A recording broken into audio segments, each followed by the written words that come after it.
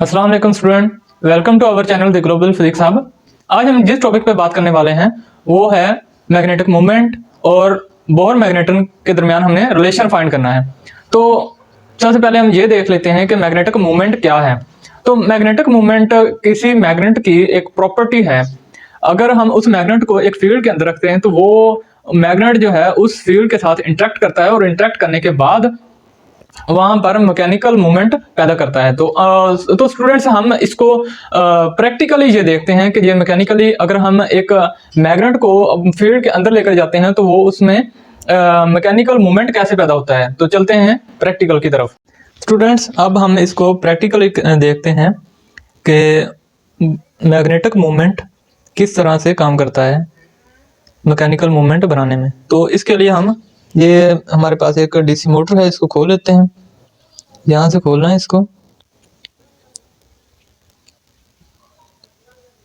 इसको हमने ये ओपन कर लिया। तो यहाँ पे देखें इसके ये जो है इसके टर्मिनल लगे हुए हैं इसके अंदर, और हम इसको बाहर निकाल लेते हैं। ये कॉइल बनी हुई है जिसमें वायरिंग हुई है, और यहाँ पर ये जो है मैग्नेट लगा हुआ है। यहाँ पर ये देखें ये चिपक जाता है, ये है मैग्नेट। तो ये हमारे पास कॉइल है और इस हिस्से से यहाँ से करंट इसके अंदर जाएगा। यहाँ से इस हिस्से से इसमें करंट जाएगा और यहाँ पे एक अप्लाइड मैग्नेट फील्ड बन जाएगा। और ये हमारे पास जो मैग्नेट होंगे और ये अप्लाइड फील्ड इसमें होगा, ये दोनों इंटरेक्ट करेंगे और एक मैकेनिकल मूवमेंट पैदा होगा। तो इसके लिए हम इसको इसके अंदर डाल देते हैं। ये इसके अंदर डाला, अब इसके ऊपर कोई चीज़ लगा देते हैं। ये हमारे पास टेप है, इसको लगा देते हैं ऊपर ताकि हमें जब ये रोटेट हो तो पता चले। ये हमने इसके ऊपर लगा दिया और ये हमारे पास बैटरी है, इससे हमने इसको कनेक्ट करते हैं। ये वायर है, वायर से हमने इसको कनेक्ट किया इस तरह से। ये दोनों वायर इधर कनेक्ट करते हैं, एक वायर इधर आएगी इसके साथ और दूसरी वायर यहाँ पे।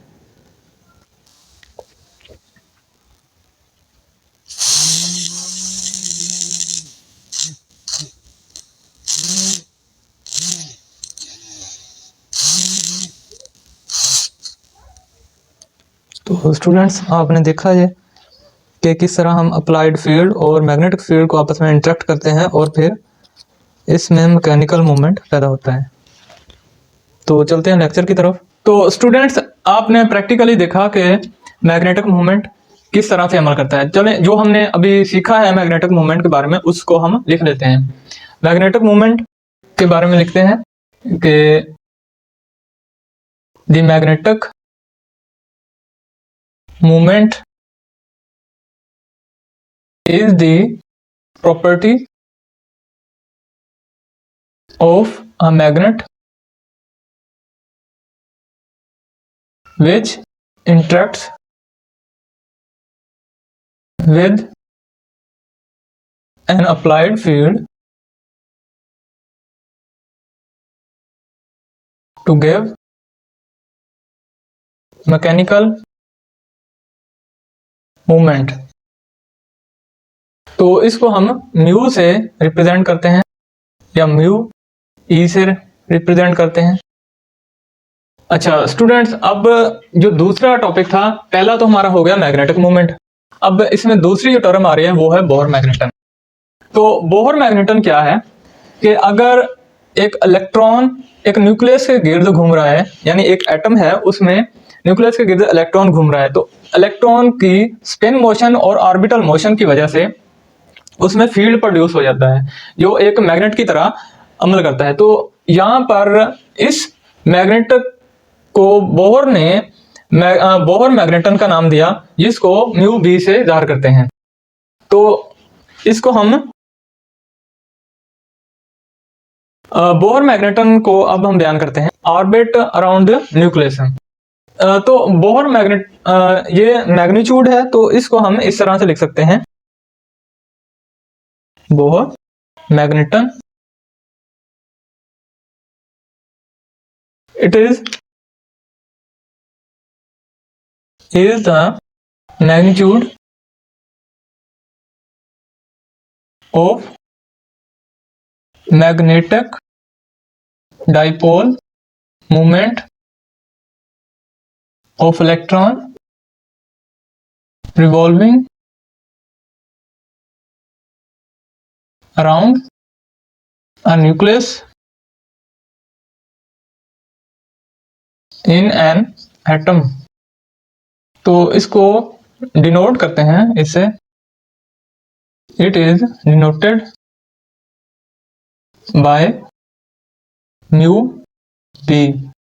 तो म्यू बी जो है ये e h cut over 2 m e के बराबर है, जहां पर ई जो है ये इलेक्ट्रॉन चार्ज है और एच जो है रिड्यूस प्लांक्स कांस्टेंट है, और यहां पर एम ई जो है रेस्ट मास ऑफ इलेक्ट्रॉन। तो स्टूडेंट्स जो मेन टर्म थी वो ये थी कि मैग्नेटिक मूवमेंट क्या है और दूसरी थी बोहर मैग्नेटन। ये तो हमने डिस्कस कर ली। अब जो हमने फाइंड करना है वो इन दोनों के दरमियान रिलेशन है, जो कि हमने म्यू ई और म्यू बी इन दोनों के दरमियान रिलेशन निकालना है कि वो रिलेशन क्या है।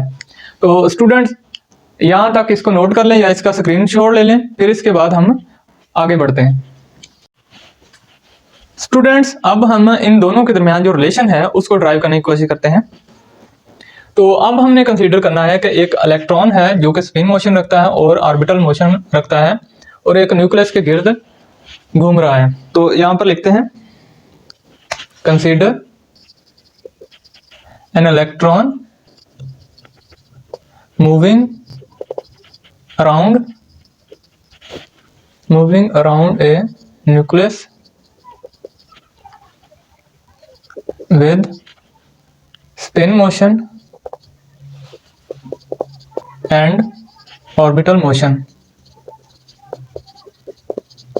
तो अगर ये इलेक्ट्रॉन स्पिन मोशन और ऑर्बिटल मोशन रखता है और इलेक्ट्रॉन पर नेगेटिव चार्ज है और यहाँ पर न्यूक्लियस पे पॉजिटिव चार्ज है, इन दोनों ऑपोजिट चार्जेस होने की वजह से यहाँ पर एक डाइपोल क्रिएट होगा, यानी कि जिससे एक टिनी मैग्नेट बन जाएगा। तो इसको हम इसका जो मैग्नेटिक मूवमेंट है उसको इस तरह से लिख सकते हैं, the magnetic movement due to this electron will be mu e is equal to current multiply by area. तो इसको हम लिख सकते हैं इस तरह से, mu is equal to I multiply by area A. तो ये हमारे पास क्वेश्चन 1 हो गई। अब यहाँ पर हमने जो करंट है और एरिया है इन दोनों को फाइंड करना है। तो इस मोशन की वजह से मैग्नेटिक मूवमेंट प्रोड्यूस होता है, जिससे एक नॉर्थ पोल और साउथ पोल बन जाता है। तो हम लिखते हैं this motion will produce a magnetic movement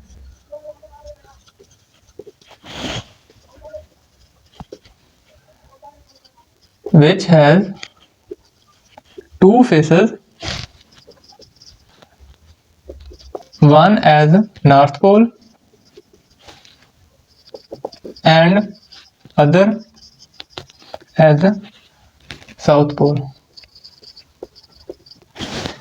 तो अगर यहां पर if electron E moves in the conductor at time tau,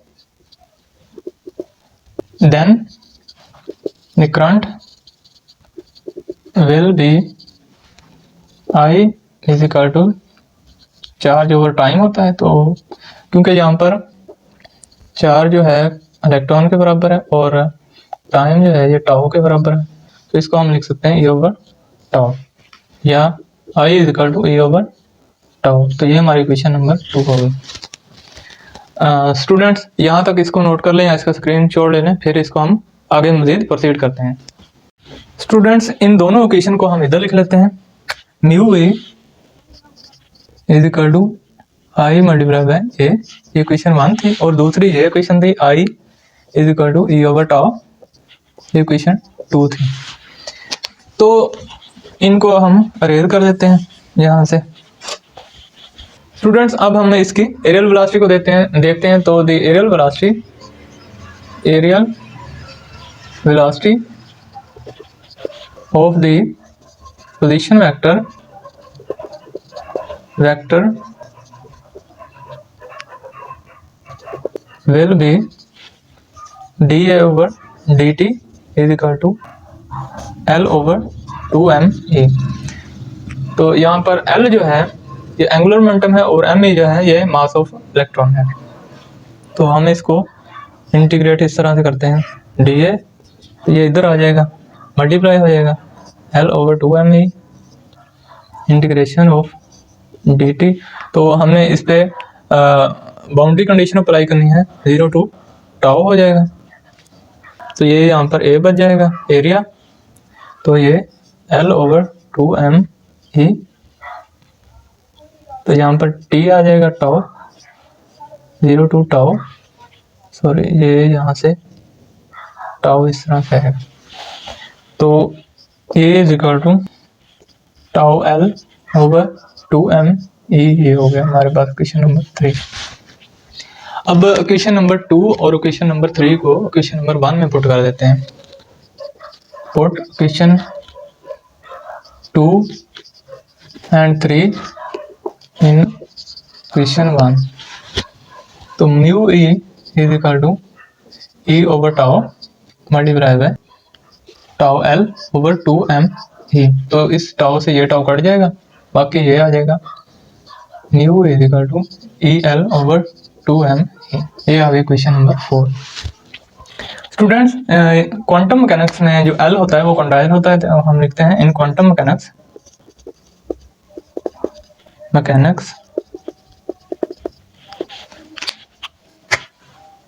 L is quantile such that L is equal to h cut over 2 पाई और multiply by e into e plus 1। क्योंकि ये वाला जो है L के बराबर है, तो इसकी जगह पर L लिख देंगे, L is equal to small l h cut over 2 pi. ये क्वेश्चन नंबर 5 हो गया। अब स्टूडेंट्स इस क्वेश्चन नंबर 5 को क्वेश्चन नंबर 4 में पुट कर देते हैं यहाँ पे। तो ये बन जाएगा mu is equal to e ओवर 2m e l h cut over 2 pi. Students यहाँ तक इसको नोट कर लें या इसका स्क्रीनशॉट ले लें, फिर हम इसको आगे प्रोसीड करते हैं। स्टूडेंट इस इक्वेशन 6 को हम इधर लिख लेते हैं। तो mu e is equal to L multiply by e h cut over 2 को 2 से मल्टीप्लाई करेंगे 4 पाई एम ई। तो स्टूडेंट ये वाला जो फैक्टर है हमारे पास बोर मैग्नेटन के बराबर है, तो हम यहाँ पे लिख सकते हैं mu e is equal to L into Bohr magneton mu B. ये क्वेश्चन नंबर 7 होगी। तो ये यहाँ पर म्यू बी जो है ये e h cut over 4 pi m e, that is Bohr magneton. अब यहाँ पर L की अगर मुख्तलिफ वैल्यूज हम पुट करते हैं तो क्या होगा। If L is equal to 0, अगर L 0 हुआ तो फिर म्यू ई ये बराबर है 0 के।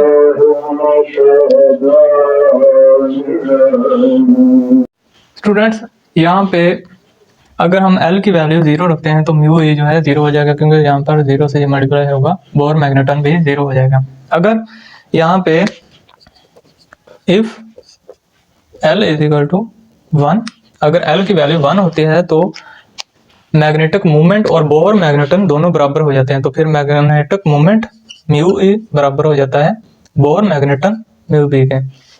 और अगर यहाँ पर L की वैल्यू 2 हो जाए, if L is equal to 2, तो फिर mu is equal to 2 mu B, तो ये इसके बराबर हो जाते हैं। हमें जो रिलेशन मिला है वो ये था कि म्यू ई बराबर है L इंटू म्यू बी के। स्टूडेंट्स, अब हम बोर मैग्नेटन की वैल्यू फाइंड करते हैं। तो इसके लिए यहाँ पर हमसे एक गलती हो गई थी, जो हमने एच कार्ट इधर लगा दिया था, वो आपने सही कर लेनी है। एच कार्ट नहीं आएगा बल्कि एच आएगा। तो ये म्यू बी ये बराबर है E H over 4 pi m e के बराबर। तो अब इनकी वैल्यूज, अच्छा स्टूडेंट्स, अब हम इसकी वैल्यू पुट कर देते हैं कि ई जो है यहाँ पर इलेक्ट्रॉन का चार्ज था, तो electron charge 1.6 cross 10 power -19 coulomb के बराबर है, और H Planck's constant 6.67 cross 10 power -34 joule second के बराबर है, और 4 into 3.14 mass of electron 9.1 cross 10 power -34 kg है। तो इनको जब हल करते हैं हम, तो म्यू भी आ जाता है 9.23 cross 10 power -24 ampere per metre square. तो ये हमारे पास इसकी वैल्यू आ जाएगी बोर मैग्नेटन की म्यू बी की। स्टूडेंट्स, हमने जो रिलेशन फाइंड करना था वो मैग्नेटिक मोमेंट और बोर मैग्नेटन के दरमियान था, तो वो हमारे पास आ गया mu e is equal to L into mu B. तो म्यू बी की जो हमने वैल्यू फाइंड करनी थी वो आ गई है mu B is equal to mu B that is Bohr magneton 9.23 cross 10 power -24 ampere per metre square. Students, उम्मीद करता हूँ कि आपको इस लेक्चर से कुछ ना कुछ इल्म हासिल हुआ होगा। मज़ीद ऐसी वीडियोस को देखने के लिए हमारे चैनल को लाइक और सब्सक्राइब करें और अपने दोस्तों से भी शेयर करें। और इस लेक्चर को देखने का शुक्रिया। अल्लाह हाफिज़।